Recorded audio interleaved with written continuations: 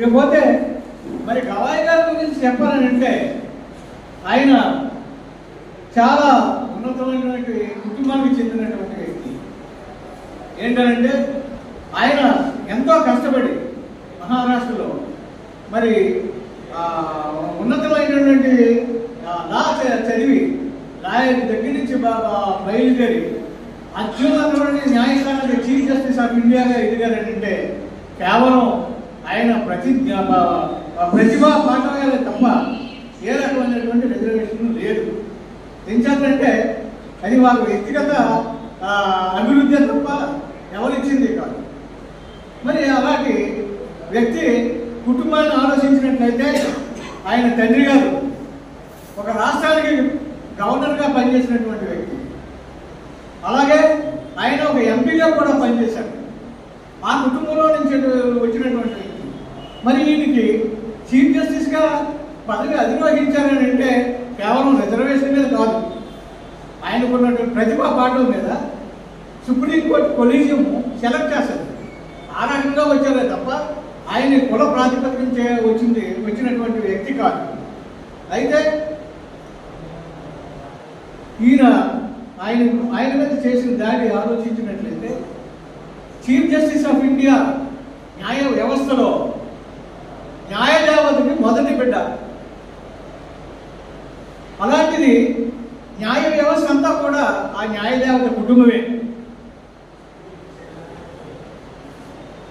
అలాంటి పవిత్రమైన న్యాయ వ్యవస్థ మీద ఈ రోజును ఈ రకంగా దాడి చేయడం అనేది మరి న్యాయ వ్యవస్థ మీద చేసిందే తప్ప అవి వ్యక్తిగతంగా చేసిందని మేము భావించడం లేదు. ఒక కుల ప్రాతిపదికను కూడా మేము స్పందించడం లేదు. అది కేవలం న్యాయ వ్యవస్థ మీద జరిగినటువంటి దాడి. దాన్ని మేము ముక్తకంఠంతో ఖండిస్తున్నాం. అయితే ఈ రకంగా ఈ దేశంలో న్యాయమూర్తుల మీద ఈ రకంగా జరుగుతుందని అంటే అది ఎంతవరకు న్యాయం ఉన్నది అని అంటే కేవలం దేశంలో ప్రజాస్వామ్యం బతికున్నదనే మనం ఆలోచించాలే తప్ప వేరే ఏమీ కాదు. కనుక ఈ సందర్భంగా నేను చెప్పేది ఏంటంటే న్యాయమూర్తులు మీద జరిగే అఘాయిత్యాలకి సరైన ప్రత్యేక చట్టం తీసుకురావాలని మేము కోరుతున్నాం.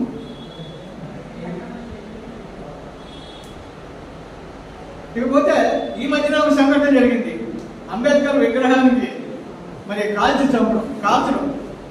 మరి ఆయన చేతిలో ఉన్నది ఏంటి?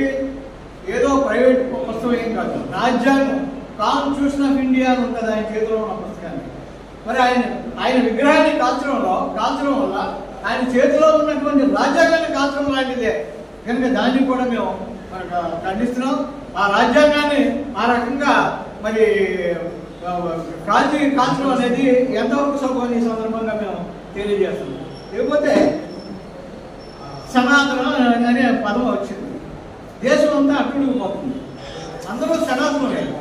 అయితే మాకు తెలిసింది ఏంటంటే ఈ సనాతనం అనే దానికి అర్థం ఏంటో ఇంతవరకు ఎవరు చెప్పలేదు. మేము తెలుసుకోవాలి దానివల్ల ఏంటి ఉన్న అనర్థం ఏంటి, దాని మీద వచ్చినటువంటి సంగతులను తెలుసుకోవాలి. కానీ ఇంతవరకు సనాతనం అంటే అర్థం ఎవరు ఇంతవరకు చెప్పలేదు, మాకు తెలియదు.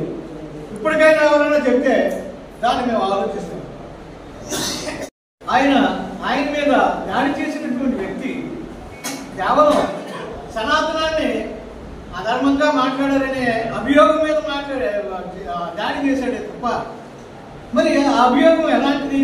నిజంగా సనాతనమే చేశారు. ఆయన ఒక కులాన్ని కానీ మతాన్ని కానీ జాతిని కానీ విమర్శించలేదే, ఆయన సనాతనాన్ని విమర్శించలేదే, ఒక మతాన్ని పెంచబడలేదే. అయితే ఆయన చేసిన ఆ వాక్యం ఏంటంటే సమాన సోదర భావంతో అంటే తోటి అడ్వకేట్స్, తోటి న్యాయమూర్తులు, తోటి న్యాయాధికారులు వాళ్ళను ఉద్దేశించి సలహా ఇచ్చారే తప్ప సనాతనాన్ని ఎక్కడా కూడా ఆయన సంబోధించలేదు.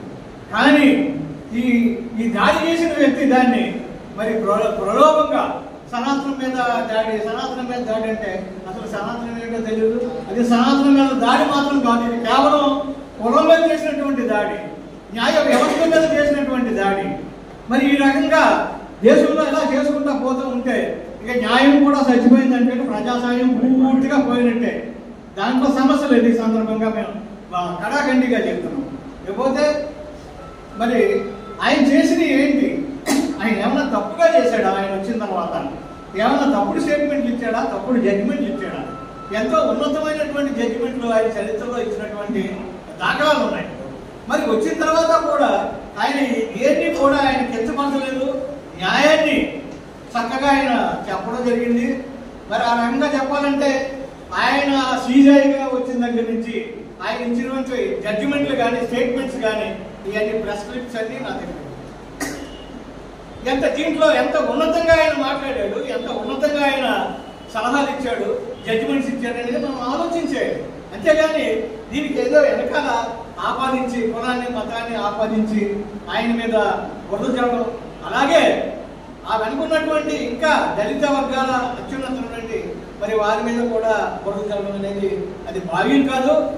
ఆయనకి జరిగినటువంటి దాడి యావత్ దళిత జాతికి మీద జరిగినట్టుగా మేము భావిస్తున్నాం.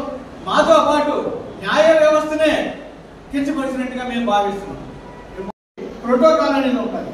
కానీ ఈయన ఒక రాష్ట్రంలోకి వెళ్తే కనీసం చీఫ్ సెక్రటరీ కానీ లేకపోతే అక్కడ ఉన్నటువంటి అధికారులు ఎవరైనా కానీ డీజీపీ కానీ ఎవరు కూడా ప్రోటోకాల్ పాటించలేదు. అంటే ఇది కుల వ్యత్యాసం కాదా అని అడుగుతున్నాను.